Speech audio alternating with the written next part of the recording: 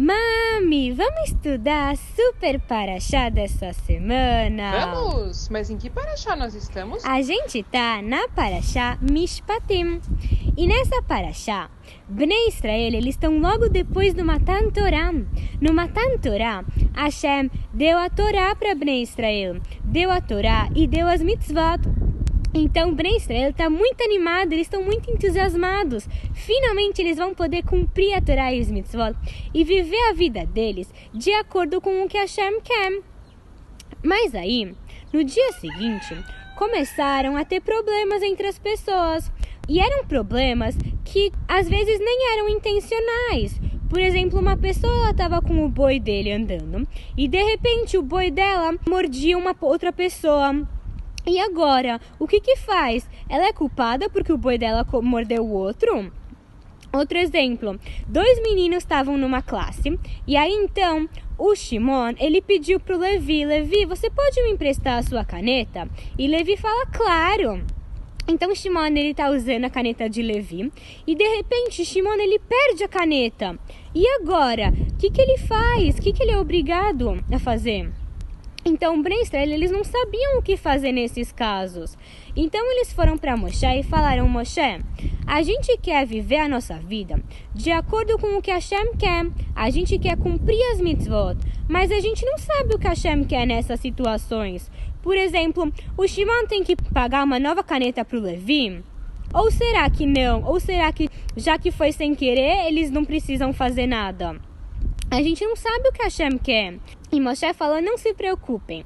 Eu vou ensinar para vocês as mishpatim, as regras de como se comportar entre uma pessoa e a outra. E aí vocês vão saber tudo o que vocês precisam saber nesses casos para poderem agir de acordo com o que Hashem quer e assim cumprirem mitzvot.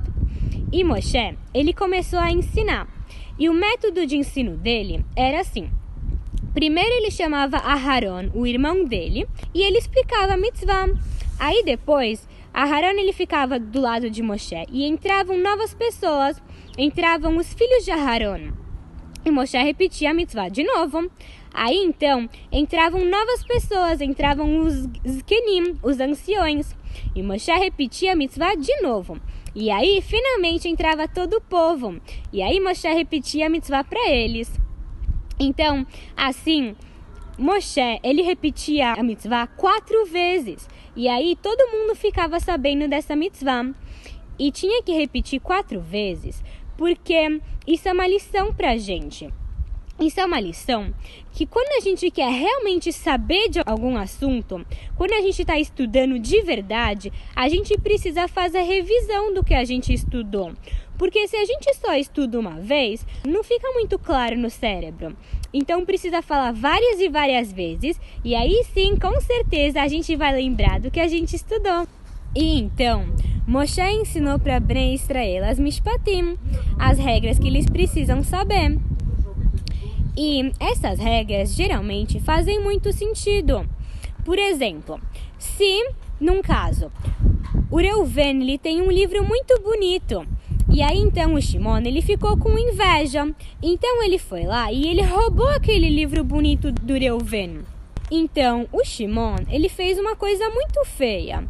Então, se ele se arrepender e ele vier para o Reuven e falar, olha Reuven, eu estou muito arrependido, eu peguei o seu livro de propósito, mas agora eu me arrependi, então eu estou te devolvendo o livro. Aí a gente vê que ele não é tão culpado assim, então ele só precisa devolver e acabou.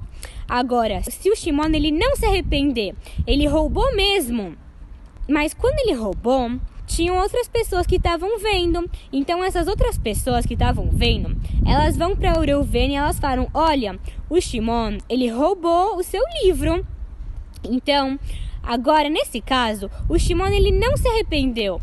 Então ele tem que ser punido um pouquinho. Então, em vez de só devolver o livro, ele precisa devolver o livro em dobro.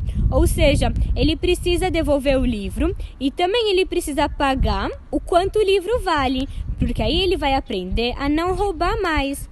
Então a gente vê que todas as regras, elas são muito lógicas, fazem muito sentido.